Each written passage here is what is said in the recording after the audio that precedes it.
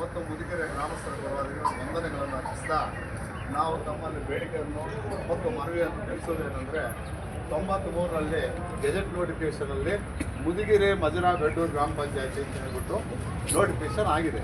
ಅದರಲ್ಲಿ ಮುದಿಗೆರೆ ಗ್ರಾಮವೇ ಇಲ್ಲ ಒಂದು. ಮತ್ತೆ ಮಾನ್ಯ ಜಿಲ್ಲಾಧಿಕಾರಿಗಳು 95ರಲ್ಲಿ ಆದೇಶ ಮಾಡ್ತಾರೆ, ಏನೋ ಮುದಿಗೆರೆ ಗ್ರಾಮದ ಎಲ್ಲ ಆಡಳಿತವನ್ನು ಮುದಿಗೆರೆಯಲ್ಲೇ ನಡೆಸಿ ಅಂತೇಳಿ. ಅದನ್ನು ಈವರವರು ಮಾನ್ಯ ಮಾಡಿ ಕಳಿಸ್ತಾರೆ. ಮತ್ತು ಈವರವರು ಹಾಕ್ತಾರೆ ಸೆಕ್ರೆಟರಿಗೆ ಅಲ್ಲೇ ನಡೆಸಿ ಅಂತ ಹೇಳಿದ್ರು. ಅದನ್ನು ಕೆಲವರು ಪಟ್ಟಭದ್ರ ಹಿತಾಸಕ್ತಿಗಳು ಹೋಗಿ ಸ್ಕ್ವಾಶ್ ಮಾಡ್ಕೊಂಡು ಬರ್ತಾರೆ ಹೈಕೋರ್ಟಲ್ಲಿ.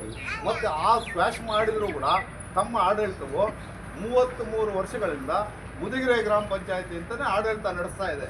ಒಂದು, ಈ ದಲಿತರನ್ನು ಧಿಕ್ಕರಿಸಿ ಅಥವಾ ಅವರಿಗೆ ನ್ಯಾಯ ಕೊಡಿಸದೆ 33 ವರ್ಷಗಳಿಂದ ಏನು ಆಡಳಿತ ಕೊಡ್ತಾ ಇದ್ದಾರೆ ಅದನ್ನು ಮುದಿಗೆರೆ ಗ್ರಾಮದಲ್ಲೇ ನೆಲೆಸಬೇಕು, ಸ್ಥಾಪನೆ ಮಾಡಬೇಕು. ಮತ್ತು ಇಲ್ಲ ಅಂದರೆ ಎಲ್ಲ ತಪ್ಪಿಸಿದ ಅಧಿಕಾರಿಗಳನ್ನ ಸಸ್ಪೆಂಡ್ ಮಾಡಬೇಕು ಈ ಕೂಡಲೇ.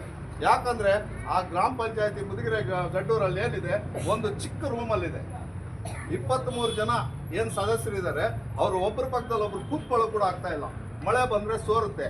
ಅಂಥದ್ರಲ್ಲಿ ಬಾಡಿಗೆ ಕಟ್ಟಡದಲ್ಲಿ ಇದನ್ನ ನಡೆಸೋ ಅಂಥದ್ದು ಏನಿತ್ತು, ಇದು ಎಲ್ಲರಿಗೂ ಸಾರ್ವಜನಿಕರಲ್ಲಿ ಅನುಮಾನ ಮೂಡಿಸುವಂಥದ್ದು ಇದೆ.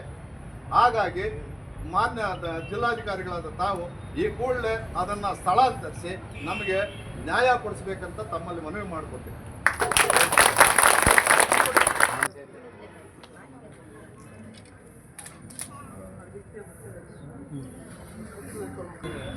ಮುದುಗಿರಿ ಶಿಫ್ಟ್ ಮಾಡಿ, ಗಡ್ಡೂರಿಂದ ಅಲ್ಲಿ ಶಿಫ್ಟ್ ಮಾಡಿ ಅಂತ ಹೇಳಿ ಮುದುಗಿರಿ ಆ ಶಿಫ್ಟ್ ಮಾಡಿ ಅಂತಂದಾಗ ಅಲ್ಲಿರ್ತಕ್ಕಂಥ ಗ್ರಾಮ ಪಂಚಾಯತಿ ಏನು ಮಾಡ್ತಾರೆ, ಹೋಗಿ ಅಷ್ಟೇ ತಗೊಂಡ್ಬಂದು ಕ್ವಾಶ್ ಮಾಡ್ಕೊಂಡ್ಬರ್ತಾರೆ.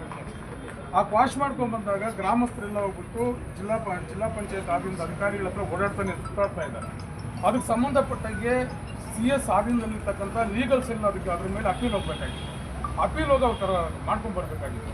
ಸಾಕಷ್ಟು ಗ್ರಾಮಸ್ಥರು ಕೇಳಿದಾಗ ಇವ್ರು ಏನಂತ ಉತ್ತರ ಕೊಡ್ತಾರೆ ಅಂದರೆ, ಅವ್ರು ಕೋರ್ಟ್ಗೆ ಹೋಗಿದ್ದಾರೆ, ನೀವು ಕೋರ್ಟ್ಗೆ ಹೋಗಿ ದಿಕ್ಕಿಸುವಂಥ ಕೆಲಸ ಮಾಡ್ತಾರೆ. ನಾನು ಈ ಗ್ರಾಮಸ್ಥರು ಸಾಕಷ್ಟು ಬಾರಿ ಹೋಗಿದ್ದಾರೆ. ಮೆಕ್ಯಾನಿಕ್ ಶ್ರೀನಿವಾಸ್ ಅವರು ಕೇಳಿದಾಗೂ ಹಣ ಅವ್ರನ್ನ ಕೇಳಕ್ಕೆ ಹೋದರೆ ಅವ್ರು ಕೋರ್ಟ್ಗೆ ಹೋಗಿದ್ದಾರೆ, ಕ್ವಾಶ್ ಮಾಡ್ಕೊಂಡಿದ್ದಾರೆ, ನೀವು ಅಪೀಲ್ ಹೋಗಿ. ಅಧಿಕಾರಿಗಳಿಗೆ ದಿಕ್ಕಿಸೋದ್ರಿಂದ ಇವತ್ತು ಬೀದಿಗೆ ಬಂದು 8 ದಿನ ಕೂತ್ಕೊಂಡಿದ್ದಾರೆ. ನಾವು ಶುಕ್ರವಾರ ಶನಿವಾರ 2 ದಿವಸ CS ಸಾಹೇಬ್ರ ಹತ್ರ ವೆಯ್ಟ್ ಮಾಡ್ತಿದ್ರು. ಅವರು ಸೆಷನ್ಸ್ ಇದೆ ಅಂತ ಅಲ್ಲಿ ಹೋಗಿದ್ದಾರೆ. ಇವ್ರು ಬೀದಿಯಲ್ಲಿ ಕೂತು ಹೋರಾಟ ಮಾಡ್ತಾ ಇದ್ರೆ ಇವ್ರ ಜೊತೆಯಲ್ಲಿ ಬೆಳೆದು ಬಂದು ನಮ್ಮ ಮನೆಗಳಲ್ಲಿ ಇದ್ದೇ ಹೋಗೋಕ್ಕಾಗಲ್ಲ. ನಾವು CS ಸಾಹೇಬ್ರ ಹತ್ರ ಕಾಯ್ತಾ ಇರ್ತೀವಿ. ನಾಗರಾಜ್ ನಾವು ಬೆಂಗಳೂರಿಂದ ಬಂದು ಕಾಯ್ತಾ ಇರ್ತಾರೆ. ನಾವು ಜಿಲ್ಲಾಧಿಕಾರಿ ತಮ್ಮ ಹತ್ರ ಬರೋಲ್ಲ. ಕಾರಣ ಏನು ಬರೋಲ್ಲ ಅಂದರೆ, ಇದು related officer, head of the department ಅವರು ಅಂತ ನಾವು ಅಲ್ಲಿರ್ತೀವಿ.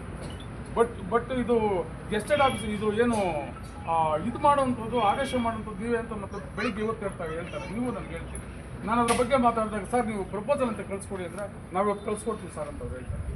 ನಮಗೆ ನಿಮ್ಮ ಮೇಲೆ ಭರವಸೆ ಸರ್, ಜಿಲ್ಲಾಧಿಕಾರಿಗಳಾಗಬೇಕು, ಸಿ ಎಸ್ ಐ ಆಗಬೇಕು, ನಮ್ಮ ಭರವಸೆ ನೀವಿದ್ದಾಗೆ 8 ದಿನ ಕೂತ್ಕೊಂಡು ಏನು ಸರ್ ಊಟ ತಿಂಡಿ